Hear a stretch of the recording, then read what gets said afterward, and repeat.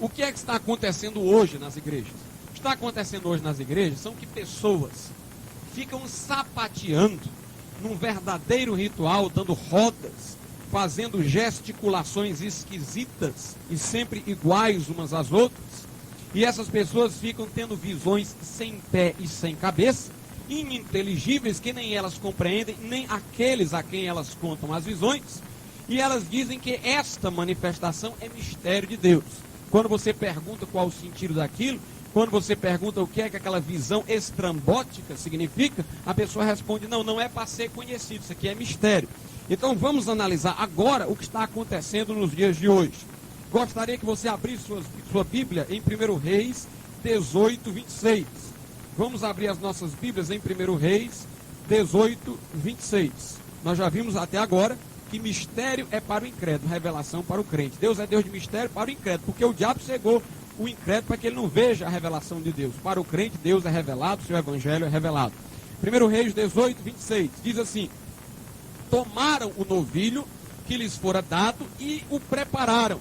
Então invocaram o nome de Baal desde a manhã até o meio-dia, dizendo: Ah, Baal, responde-nos. Porém não houve voz. Ninguém respondeu. E saltavam ao redor do altar que tinham feito. Note, irmãos. Os profetas de Baal fizeram um altar e ficaram saltando, sapateando em volta do altar e orando a Baal. Agora eu quero dizer uma coisa para você. Esse sapateado aí rodando é bem parecido com o que acontece hoje. Mas não é só isso que é parecido, não. Preste atenção que isso aqui é tremendo. O que eu vou dizer agora é tremendo. Preste atenção. Baal, o Deus Baal, é o mesmo Deus Saturno. O Deus Baal é o mesmo Deus Saturno. Você sabe o que quer dizer Saturno? Quer dizer mistério. Quer dizer oculto. Quer dizer escondido. Eles estavam prestando culto a Baal, que era o mesmo Deus Saturno. E a palavra Saturno quer dizer mistério. Eles estavam prestando culto ao Deus do mistério. Então, meus irmãos, esse negócio de dizer, é mistério, ficar sapateando, isso é culto a Baal nos dias de hoje. É idolatria, é coisa de demônio. A Bíblia Sagrada diz assim em 1 Coríntios, no capítulo de número 12. 1 Coríntios, capítulo de número 12, versículo 1 e 2. Ora, a respeito dos dons espirituais, não quero, irmãos, que sejais ignorantes. Vós bem sabeis que quando ereis gentios, deixáveis levar-vos aos ídolos mudos, conforme ereis guiados.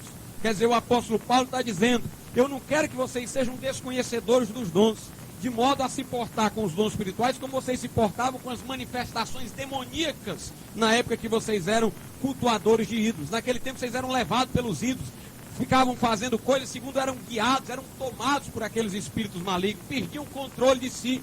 Meus irmãos, e o que nós vemos hoje é isso, pessoas perdendo o controle.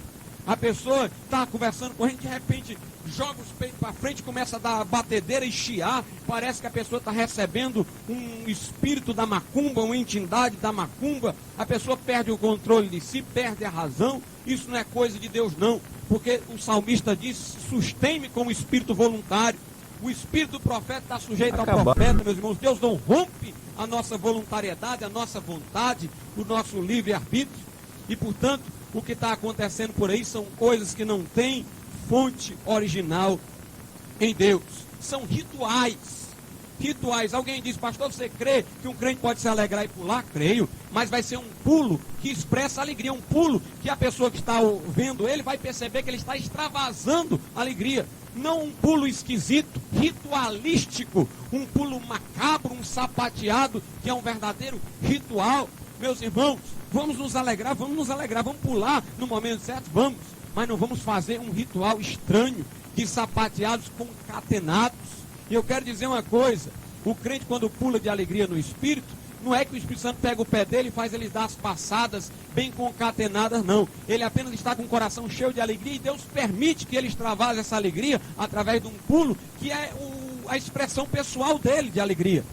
Outra coisa que eu queria dizer, negócio de visões sem sentido, visões sem pé e sem cabeça. Meus irmãos, vocês já repararam nesses lugares, as visões são, eu vi um envelope, dentro do envelope tinha uma flor, tinha uma chave, coisas complicadas.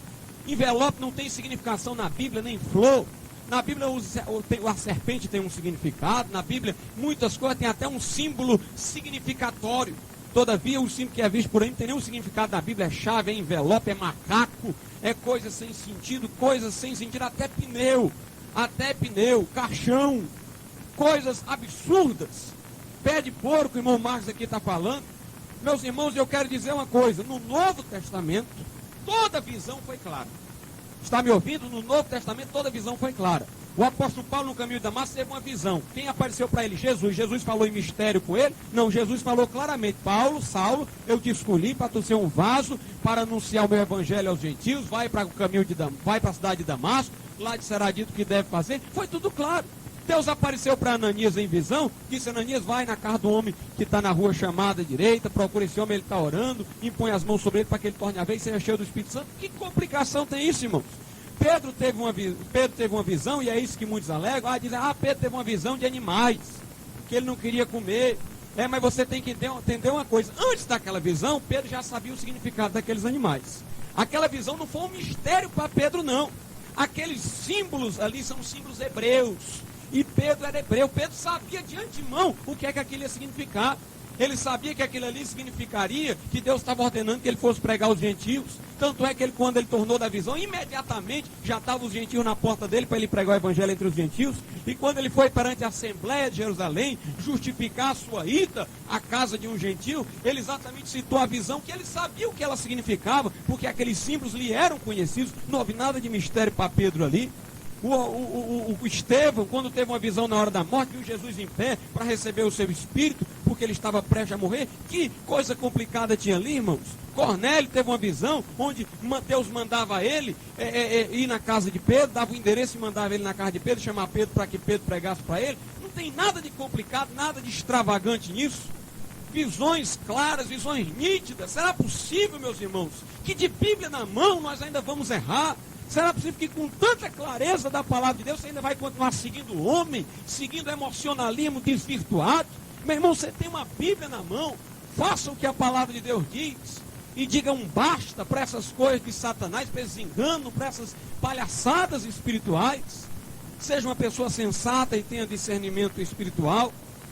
É engraçado que naquele dia que os profetas de Baal começaram a saltitar em volta do altar, invocar o Baal, quando eles começaram a saltitar, o altar quebrou. E quando Elias foi orar, ele teve que restaurar primeiramente o altar. Altar significa culto, reverência. Meus irmãos, o resultado daquele pula-pula dos profetas de Baal, daquele sapateado ritualístico, foi a queda do altar. E eu quero dizer uma coisa para vocês: onde predomina esse sapateado aí, com esses mistérios aí, predomina a queda do altar, a queda da reverência. Fica todo mundo chamando: é mistério do papai, é paizinho, é mistério de não sei o que, e fica rindo, e começa a palhaçada, tratam a Deus sem o devido respeito, fica batendo o pé no chão e dizendo que está pisando a cabeça do diabo. Irmãos, o diabo é espírito, como é que você vai pisar com o pé? Começa a entrar a palhaçada, começa a entrar o ridículo. É hora de nós repararmos o altar de Deus que tem caído por causa desses profetas de Baal que têm entrado na casa do Senhor.